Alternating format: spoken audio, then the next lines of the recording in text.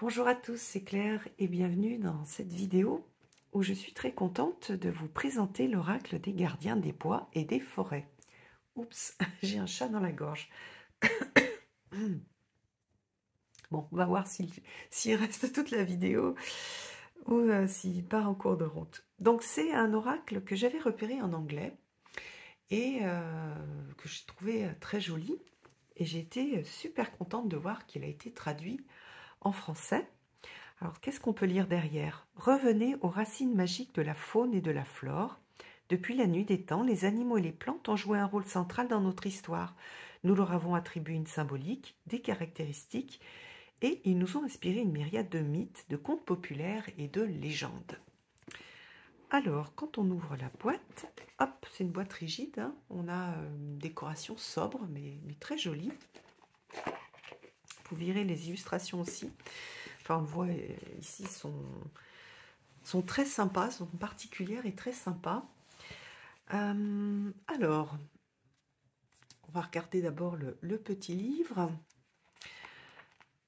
Alors, qu'est-ce qu'on a dans le petit livre? On a une petite introduction où elle parle d'elle, son amour pour les animaux, le lien avec les plantes. Donc, c'est très chouette. Comment utiliser l'oracle? Un petit exercice pour se familiariser avec l'oracle. Des propositions de tirage, pratique quotidienne, le tirage d'une carte, puis des tirages, donc passé, présent, futur, le tirage, donc un tirage en 3 cartes, un tirage pour tirer une carte pour chaque saison, et puis un tirage en combinaison avec le tarot. Voilà, pour avoir des outils. En fait, les cartes oracles vont représenter des outils qu'on peut utiliser pour atteindre le résultat souhaité. Au niveau des cartes, on a la reproduction noir et blanc de la carte. Vous voyez là, la souris et le bouton d'or. La signification, innocence. Un petit texte d'explication de pourquoi est-ce que on a une souris et un bouton d'or. Donc c'est sympa. Qu'est-ce que j'ai vu qui était joli sur le bouton d'or? La souris est associée à l'humble bouton d'or, symbole de l'innocence de l'enfance. Avez-vous déjà tenu un bouton d'or sous votre menton? Selon un jeu vieux comme le monde, si un reflet jaune apparaît sur votre peau, c'est signe que vous aimez le beurre. Après, on a deux, trois petites phrases de signification pour l'endroit et 2-3 petites phrases de signification pour l'envers. Et puis des petites questions qu'on peut se poser par rapport à notre problématique pour un peu creuser au niveau du tirage. Donc, que puis-je espérer apprendre sur ce nouveau chemin? Quels sont les dangers auxquels je dois prendre garde? Et puis voilà, on a la même chose pour toutes les cartes. Voilà l'auteur. Hop, Jessica Roux. Alors après, au niveau des cartes, oula,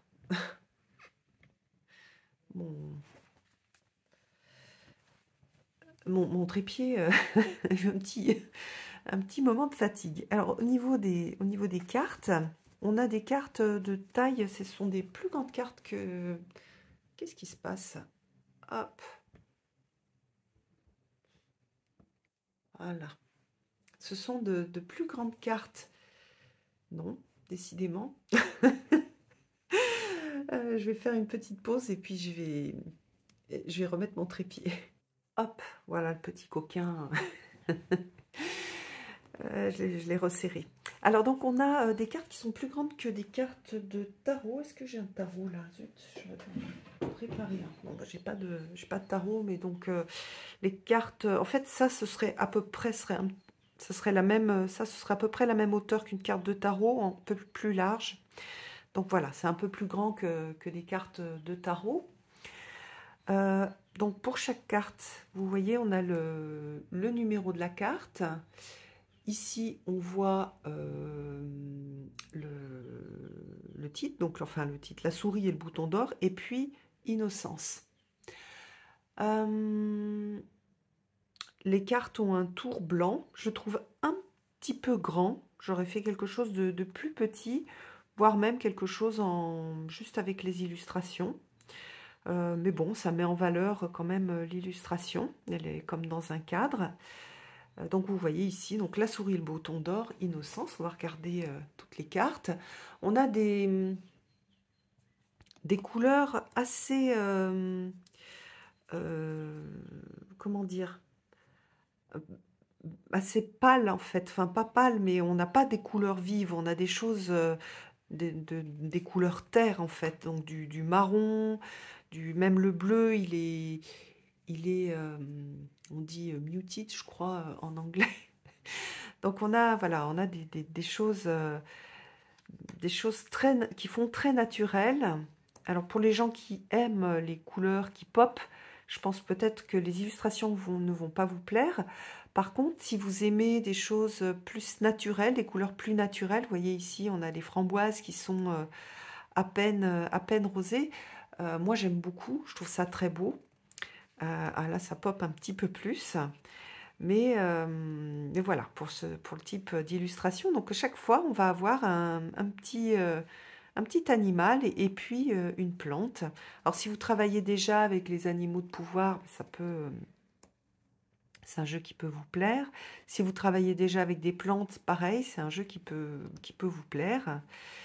Et voilà, moi j'aime beaucoup le style de l'illustratrice. Oups. Je trouve qu'elle fait vraiment des choses super jolies. Et, et puis, voilà, il y a vraiment une ambiance particulière. Le livret est sympa aussi. Surtout, j'aime bien son introduction. Après, les interprétations, c'est juste des petits éléments d'interprétation. Si vous avez l'habitude d'utiliser des cartes, c'est largement suffisant. Peut-être que vous aurez besoin d'un petit peu plus ou d'apprendre à étendre la signification à partir du mot-clé, par exemple.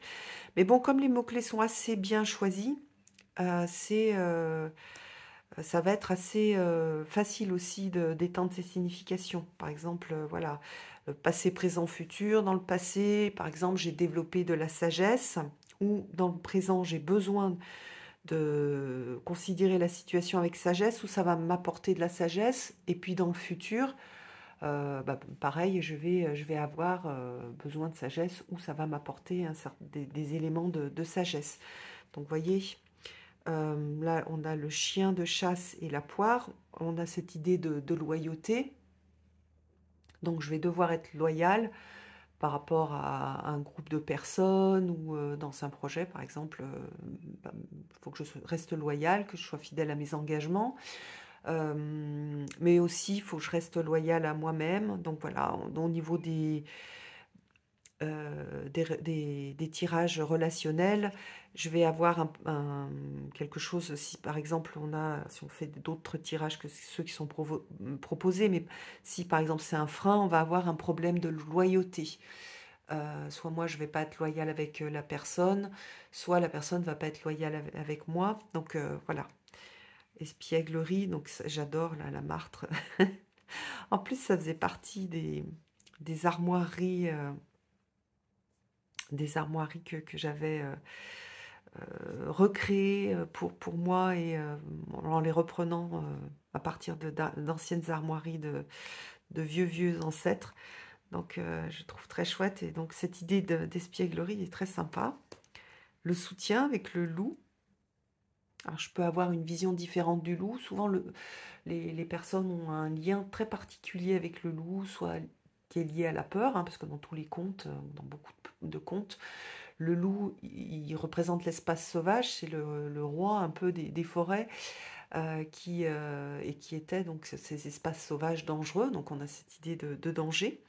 Ici, on a cette idée de soutien, un peu comme moi quand j'utilise le loup en animal totem. Donc il peut y avoir les deux visions. Donc n'hésitez pas à rajouter votre vision sur les cartes. Productibilité, l'adaptabilité, la timidité, c'est mignon. La préparation, voilà, la maison avec le castor, la satisfaction avec la tortue et la coriandre, le blaireau et le ginkgo, soigner ses blessures. Le raton laveur, sycomore, curiosité. Ça peut être un bel oracle de développement personnel aussi. où on peut, par exemple, tirer une carte et puis faire du journaling à partir de l'animal, de la plante et surtout du texte, en fait, du mot-clé qui a été choisi. Donc là, on a plus sur cette idée de renard avec le renard qui est rusé. Donc ça, c'est une vision qui est très influencée par le roman de Renard et par tous les contes, notamment aussi après les contes de La Fontaine.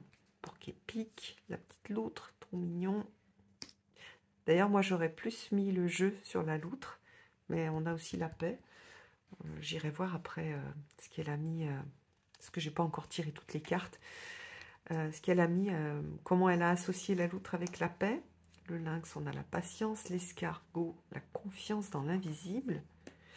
L'anguille et l'iris, la sécurité. La truite et le muguet, la purification. Qu'est-ce que c'est joli! L'épervier et le chardon. L'antilope et le blé. Le papillon et le perce-neige. Le coq et le tournesol. C'est une belle carte aussi. La libellule et la pensée. Le cheval et la jacinthe. Force d'âme et modestie. Bélier et dahlia. Écaille et groseille. C'est un jeu qui est vraiment original. Donc le traitement des cartes est mat. Je vous montre le dos, donc pas de dorure. Je trouve que ça aurait été bien aussi une dorure, mais j'aime bien aussi sans dorure. Voilà, il se mélange bien. Il est un peu grand pour mes mains. Hop. Mais les cartes sont suffisamment souples hein, pour se mélanger. Donc ça, c'est sympa. Donc voilà. Je suis contente de vous présenter ce jeu-là. Je trouve que c'est une belle réussite graphique. Et au niveau aussi de la conception du jeu, hein, de l'idée du jeu, de comment est-ce qu'il a été créé. C'est vraiment oui, une belle réussite de Jessica Roux. Si ce qu'elle fait vous plaît, elle a aussi fait plusieurs livres. Par contre, ils n'ont pas été traduits. Enfin, je ne crois pas qu'ils ont été traduits. Voilà. Donc, je vous embrasse et je vous donne rendez-vous pour une prochaine vidéo. À bientôt!